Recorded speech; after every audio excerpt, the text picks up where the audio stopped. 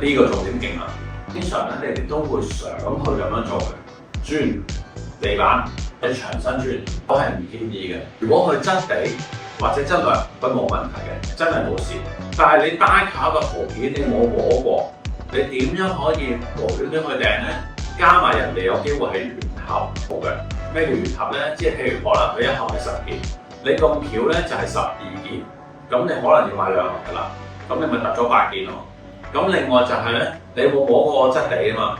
咁個質地你靠圖片或者靠佢哋嗰個留言，你會睇翻佢哋嘅分享啦。咁呢啲可以買噶嘛，可以造假噶嘛，都係質地錯啫。但係質量上咧，你未必可以盤算到噶。嚟到先係發覺有問題嘅，譬如佢唔夠平滑啊，唔夠平整啊。咁你究竟高唔高咧？